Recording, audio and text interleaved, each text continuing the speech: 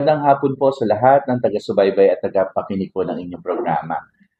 Welcome po sa bayan po ng Cavite. As of now, tuloy-tuloy pa rin po at matibay pa rin po ang programa ng Seasonal Workers Program ng bayan po ng Cavite. Sa kasalukuyan, katulad po kahapon, nagkaroon po ng magandang ugnayan muli ang aming pong lokal na pamahalaan at isang probinsya sa Korea na kung saan ay nag-interview po sila ng panibagong mga workers, new application para po sa deployment namin ng mga farmers namin to Korea this coming September, October, and December.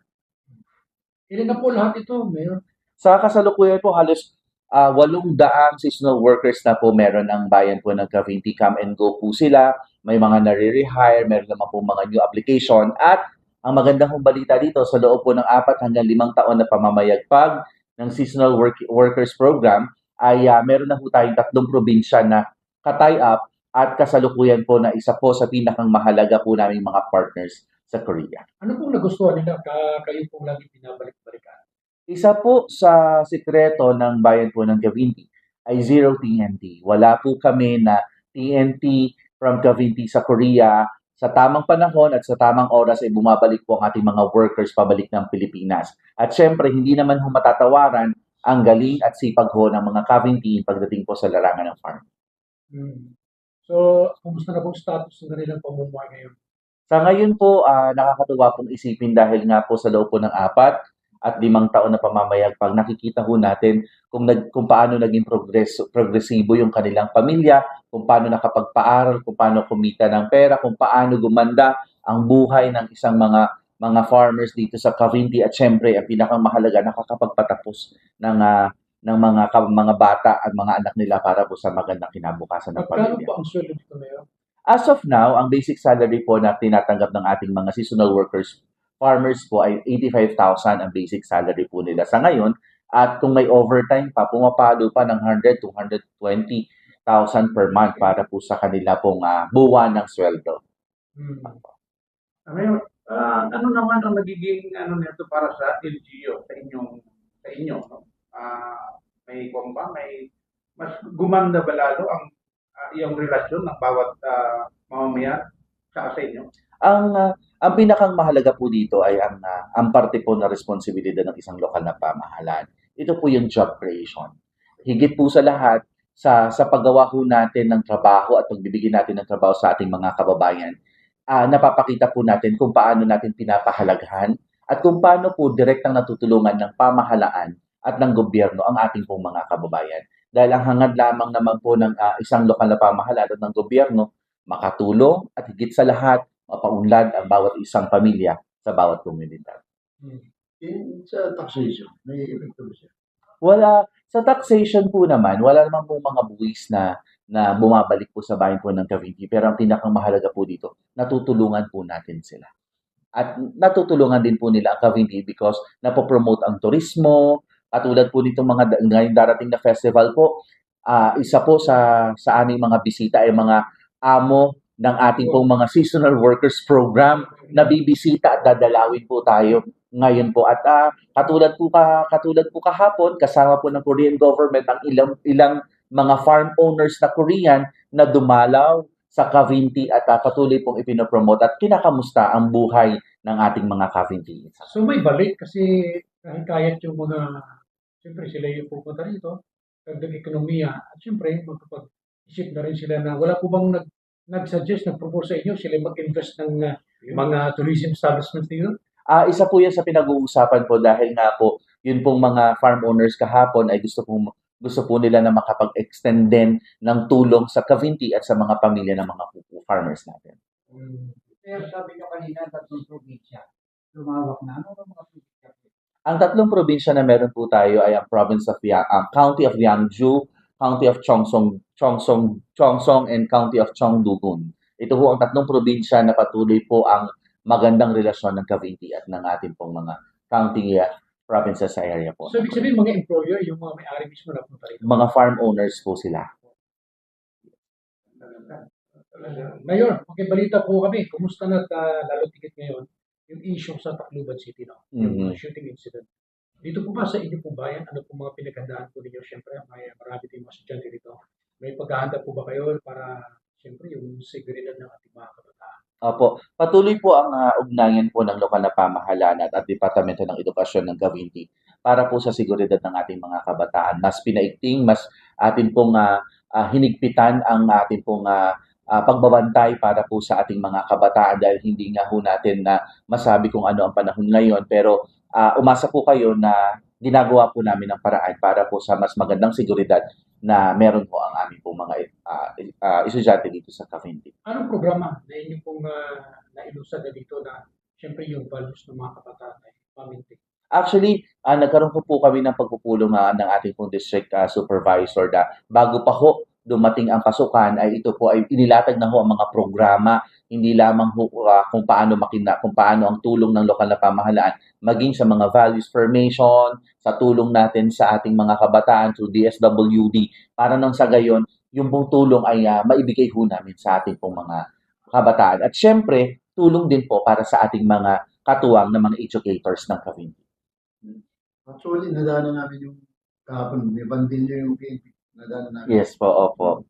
Pero sa pagkakaroon po, kung pag-ugnayin natin yan, isama natin yung safety city. Paano nyo na itatap yung PNP at saka yung mga force multiplier na nadaanan? Opo. Sa kasalukuyan po, sa Cavite po kasi, hindi lamang po kami nag-uusap at nagsasama-sama ng ating pong mga uniform units tuwing meron lamang pong pangangailangan. Tuwing ikalawang linggo, ikalawang Martes ng nasabing buwan, kami po ay merong talk to men. Lahat po ng uniform units ng buong Cavite, BFP, PMFC, Army, PNP, Coast Guard, kasama po ang mga hepe ng barangay tanod. Ito ho ay may mabuwan ng pagpupulong at kamustahan para nang sa gayon mapakita ho namin, makapagbalangkas po tayo at magtulungan kung paano mas natin mape-preserve yung pong peace and security ng ating Cavite. At the same time, pati na rin po yung traffic management ng buong kabayanan. Problema po ng ilang bayan dito sa Karatig ng tubig ngayon. Mhm. Tapos may mainit na isa dito sa inyong Karatig. Kumusta naman yung sitwasyon nyo? Sa water system po natin. Sa water system po kasi natin, ang Cavite po ay may sarili pong water system na pinatatakbo at pinamamahalaan po ng Cavite, this Cavite Water System. Sa kasalukuyan po, tuloy-tuloy naman po yung programa natin na sa ngayon po ay 75% na po ang may tubig sa Cavite at ilang barangay na lamang po ang aming pong ginagawa ng paraan. Katulad po ngayon, ongoing na po yung ating pong 4 na barangay para magkaroon po ng patubig at pinaglaanan ng pondo. At ngayong taong ito, another pong pondo ang inilaan naman natin para naman po sa 4 na barangay para mas mapaganda yun pong serbisyo ng aming pong patubig. Ano po siya? Kooperatiba or government? Local government po ang, yes po, LGU po ang namamahala at nagpapatakbo ng Cavite Water System. Malaya pala sila mayor sa prime water. Actually, yung problema kasi sa part ng Lukban, going to Tayabas, Lucena, Pagbilao, so usually yun ang problema nila. Mhm. So maganda pala dito.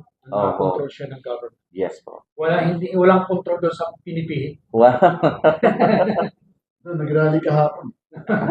Nag-rally dahil Tsaka, sa tubig. idadagdag ko na ho, no, yung partnership namin pagdating ho sa larangan ng edukasyon, no? Isa pong karangalan, parang kayo ho yung kauna-unahan ko na magkakaroon ng press release about this issue, no? Dahil po this coming August ay bubuksan na ho namin ang Polytechnic University of the Philippines, Cavite.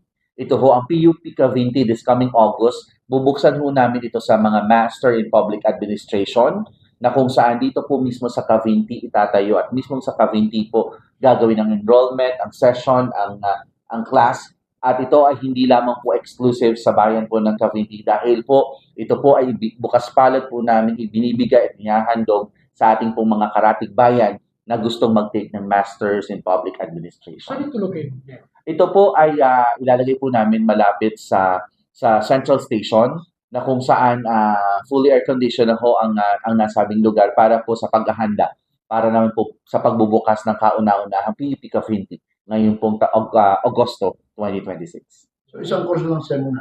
Yeah. in Business.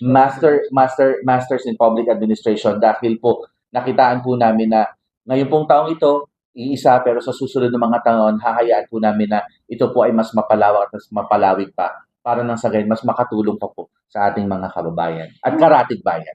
Ano nakita sa Cavite? Bakit dito sila nag-invest ng ganun? Actually, graduate po ako sa Polytechnic University of the Philippines at proud din po ako dahil ang mayor ng Infanta Quezon ay kasamahan ko pa from PUP.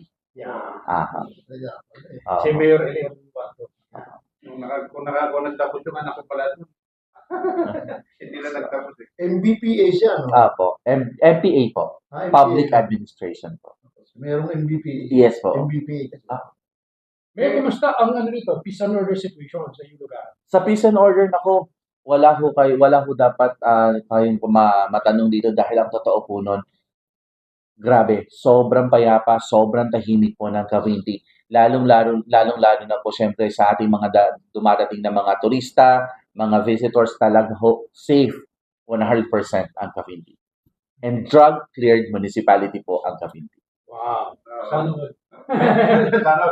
So, ngayon, napaghandaan nyo na rin. Siyempre, pag natuloy yung proyektong yan, yung nasabi niyo, dadami ang tao, magkukos ng maraming mga sasakyan, sigurado. Yung traffic congestion, napapaganda nyo na rin sigurado. Yes po, kasi po bumubuo na po tayo ng traffic management system sa Cavinti. At the same time, katuwang po natin mga uniform units po para makatulong din po sa sistema po natin. Yun po mga establishment na magkikater sa mga turista. O sa mga papasok na tao, may kakayahan pa yung catering. Malaking volume. Yes po, meron na po tayong sistemang ginawa. Ang katotohanan po, ang Cavinti po ay bumuo ng asosasyon. Ito po yung tinatawag na CITESOA, Cavinti Tourism Site and Operators Association, na kung saan pinagsama-sama po namin lahat ng operators, tourism installation owners, at lahat ng resorts, restaurant sa buong Cavinti. Nang sa gayon, meron po kaming iisang sistema, meron po kaming iisang direksyon kung paano po namin mapapaganda ang buong turismo ng Cavinti. Ilan na po lahat ang tourism establishment? Ngayon, pumapatakuhan, mga 50 plus na po ang members ng CITESOA sa ngayon. Kaya ho, natutuwa po kami dahil gusto rin ko rin magpasalamat sa CITESOA dahil nga po sa patuloy pong kooperasyon at tulong nila sa lokal na pamahalaan. At sila po ay aming katuwang, hindi ho kami nahihirapan na sila ho ay aming makatandem at ang higit sa lahat, maganda po ang relationship ng LGU Cavinti at ng ating pong CITESOA. Ano po yung pinakang mas kapanapanabig po talagang dapat puntahan ng mga turista dito sa inyo? Sa Cavinti po, isa po sa pinagmamalaki natin, sir, yung pong Cavinti Falls, also known as Pagsanhan Falls. Dahil po, ang Pagsanhan Falls ngayon po ay nakapangalan na po under the name of Cavinti. Kaya po ito tinawag na po na Cavinti Falls. And of course, sa buong lalawigan po ng Laguna, hindi nyo na po kailangan pumunta ng Palawan para makakita ng magandang kuweba. Dahil ang Cavinti po ay meron Cavinti Underground River and Cave Complex na kung saan isang napakagandang kuweba sa ika-4 na distrito sa lalawigan po ng Laguna.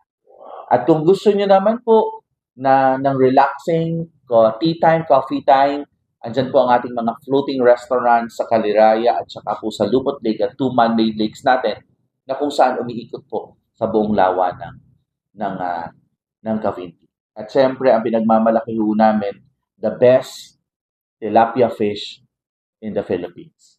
At gusto ko hong ipagmalaki po sa inyo na dito lamang po sa Cavinti kayo makakakita ng tinapang tilapia or smoked tilapia sa buong Pilipinas.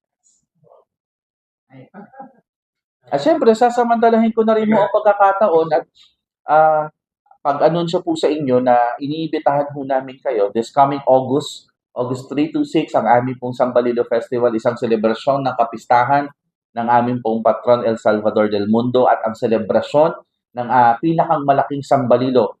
Tayo po kasi ang Guinness World Record holder ng pinakang malaking sambalilo, hindi sa buong Pilipinas, kundi sa buong mundo. Napapanatili po ito. Yes po. Ngayon po ay ongoing na po ang proseso kung para po gagawin ulit, likhain ulit ang replika ng pinakamalaking sambalilo sa buong mundo. Sa bubong pa rin ito na covered court nila kayo. Opo. Mababago lang yung venue natin dahil dun po sa venue natin ng mga nakaraang taon, medyo masikip.